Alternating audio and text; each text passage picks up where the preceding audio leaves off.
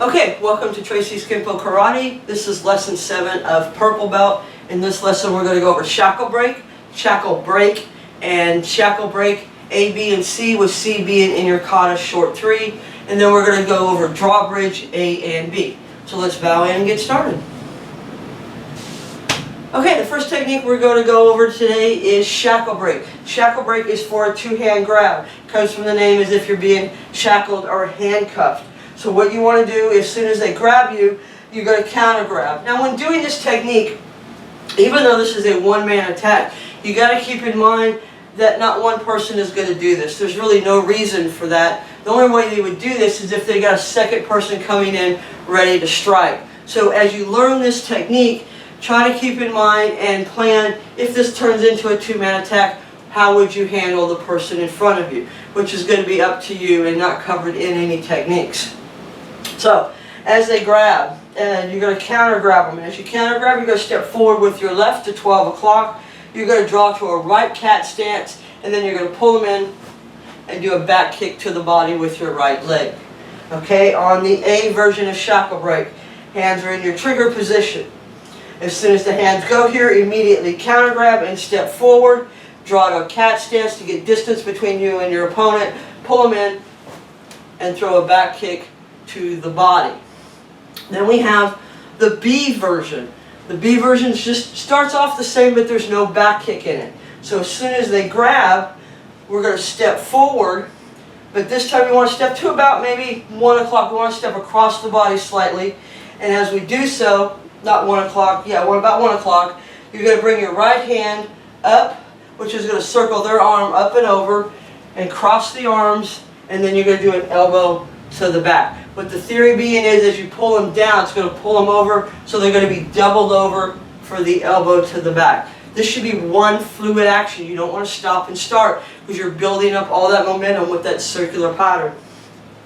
So on the B version, counter grab. Step to about the 1 o'clock position, pull them in, because that'll pull them off balance, and then bring the hand up, over, and drive the elbow onto the back. Okay, now what you don't really want to do is just don't sit here and do this, because if they're just standing there, you're not going to be able to just jerk that arm. Also keep in mind, and something I've told you throughout the lessons, is always attack the shoulder. They cannot resist with the shoulder. They can lock their elbow out, they can lock their wrist out, and they can get a good tight grip. But that shoulder is going to move. It's like a swinging pendulum. There's really no way to prevent it from stopping. So as we do this, we're going to step left to about 1 o'clock, and you want to pull them in as best you can. Get them off balance. So if they're like this, you want to jerk them. Okay, just like that. And that quick jerk will give you enough time to finish off the technique before they can counter it. So from here, we're going to step left to about 1 o'clock, and you want to jerk at the same time. Pull them in, and then keep that motion going, and drive to the elbow. So try not to, when you get good at this, try not to stop, then do this, and then do that. Okay, make it one fluid motion. Okay, at this point though, I understand you're breaking things down, and that's the way we want it until you learn it. But once you got that concept down, try to work where it's one continuous action.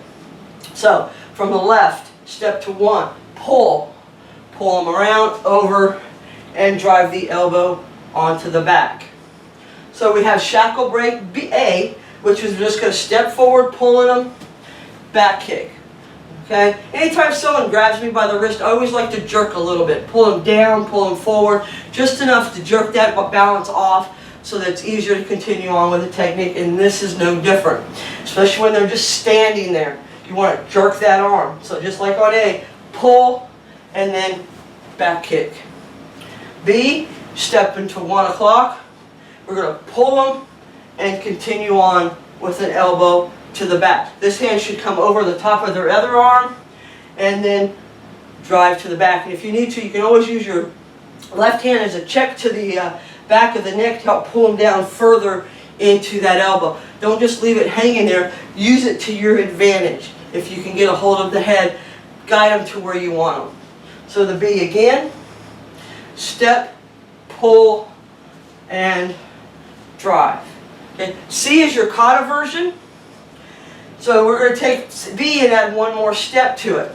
I'm going to step to 1 o'clock. Pull them in as we do so. Bring the hand up, around, elbow, then knee with a double heel palm to the back. Now, let's talk about the timing of that. After you've done this part, once you elbow them, they're going to start to drop. So as soon as the elbow hits, you got to immediately do the knee, or you're not going to have the time to connect with the opponent in any kind of way that's going to cause any kind of damage. So as soon as you do the elbow, you immediately go into the knee strike with the double heel palm to the back. So again, on C, counter grab, step to 1 o'clock, pull them as you do. So step and pull. Okay, just remember, step and pull. So we're going to step and pull, bring them around, elbow, and immediately drive that knee into the body with a double heel palm to the back. Usually on the either side of the spine is what you're going to be getting. So let's go through those again. The A version, step forward and pull. Remember, step and pull. Always step and pull, draw the cat, and back kick. Okay, again, step, back kick. Then you have the B, and we're going to step and pull again. Arm swiggles in and around, and drive the elbow onto the back. Then we have your C version, which is the kata in short 3. We're going to step and pull, swing that arm around, elbow the back, and then immediately drive the knee into the body as you do a double heel palm to either side of the spine. Okay, we'll do it from this angle. So, remember, step left and pull. Okay, step left and pull, draw to a right cat, and back kick. Okay, again, step, pull, and kick on A.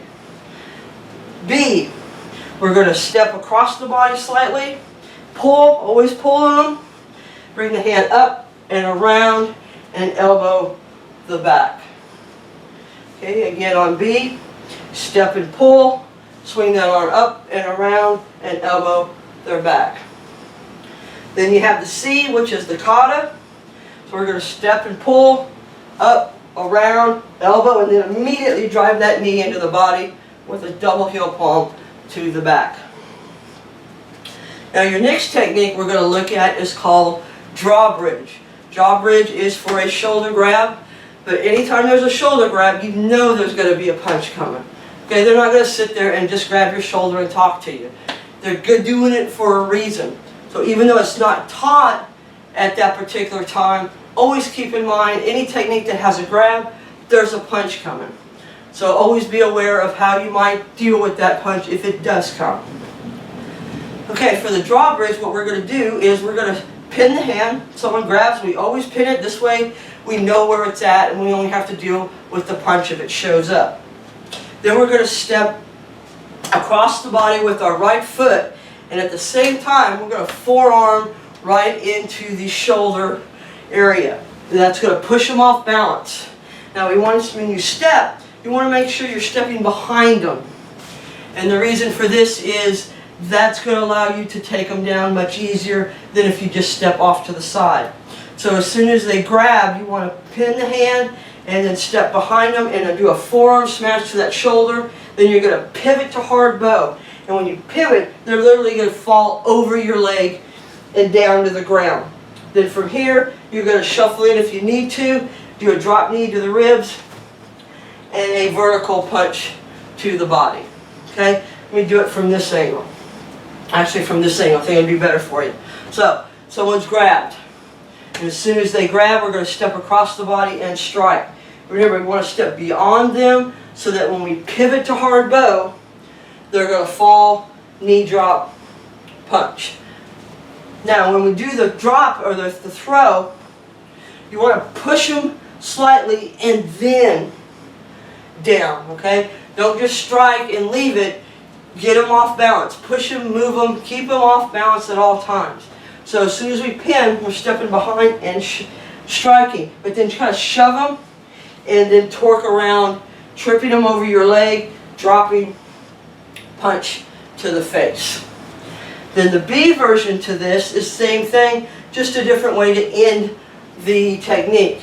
So as they come in and grab, we're going to strike, take them down, and then hang on to the arm, and we're going to pull up at the same time we're going to do a front thrust kick to their rib cage. Now for those of you that are into ground techniques, this is an excellent technique to use to go to the ground with afterwards. Okay, you can do any number of ground techniques to follow this up with, or any number of locks that you can use. Okay, again, drawbridge A, pin. Strike that shoulder as hard as you can. Just think of hammering that shoulder and then shoving it slightly and then pivoting to take them off their feet and then drop down and punch. And then you have B, starts off the same way. Pin, step, just hammer that shoulder, kind of shove them and pull them again. Then we're going to take our right foot, as we pull up on the arm, we're going to throw a front thrust kick to the rib cage to hopefully break the rib and maybe dislocate the shoulder. Okay, so let's recap on the two techniques that you've learned. The first one being shackle break. Shackles, so it's a grab from behind. Step forward left, pull them as we do. Step and pull. Then continue that motion, coming up and around, and my fault, that's B. So A version. So I got you confused now. A version, we're going to step, pull, back kick. Okay? Again, as soon as they grab, we're going to step and pull, and then throw a back kick into the body as we pull. Then the B version, we're going to grab, we're going to step and pull, continue the arm up and around, and drive the arm, elbow, onto their back. Then we have the C version. We're going to step and pull, bring the arm up, around, elbow, then immediately drive your knee into the body with a double heel palm to the back to either side of the spine. Then we have drawbridge A. We're going to pin, and as we pin, we're going to step in and strike. Okay, now there again, be aware that there's a punch coming. So if you just step in and strike and you don't really deal with that punch, you're going to get smacked right in the face. So a lot of times I'll teach students to throw an extended outward block and then stop like this and then do the strike and then go down. Okay, it's not part of the technique. I just let them know that that's something they might want to practice, because like I said, if they get grabbed, you're going to get hit. Because just stepping in like this is not going to disarm or neutralize the other arm unless you're very, very quick about it. And most of the time, it's a grab punch scenario. Okay, they don't grab then punch. It's grab and punch. So a lot of times when you see my students practicing this in group class, what they'll actually do is throw an extended outward block and then strike that, go down, and take them down the rest of the way, because they know that's most likely the scenario in the streets.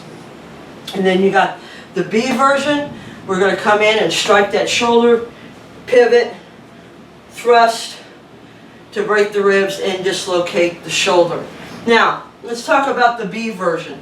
There are some Tracy students or instructors that teach an alternate ending to this. And there's a lot of reasons why it was dropped. Some say it was because students got hurt. Others say it wasn't effective. But for whatever reason, there is no longer a break over the knee.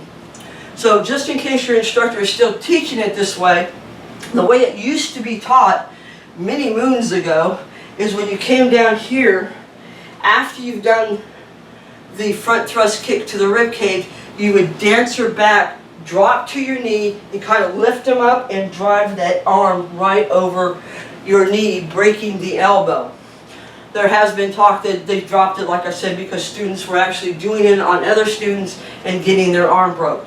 No idea if it's true. That's just what the talk's always been. But I do know it was taught that way at one point, and they quit doing it, and now they just threw the thrust and leave the rest of it off of there. So again on B, the way it is taught nowadays is pin, strike, pivot to hard bow, thrust, and that's it.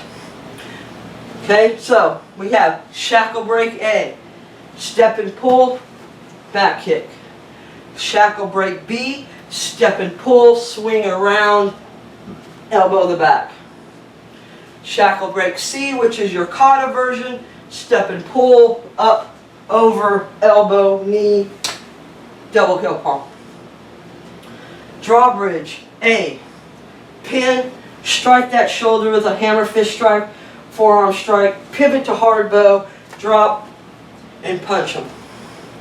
Then you got the B variation, pin, step and strike, pivot, front thrust kick as we pull up on the arm to dislocate it. And there again, always be aware that that second punch or that right punch is most likely coming. Alright, those are your next two techniques. In the next lesson, we'll start teaching you your long one kata. If you have any questions or comments, please feel free to contact me. I'll do my best to answer them. Until then, keep practicing, and I can't wait to see you in lesson 8.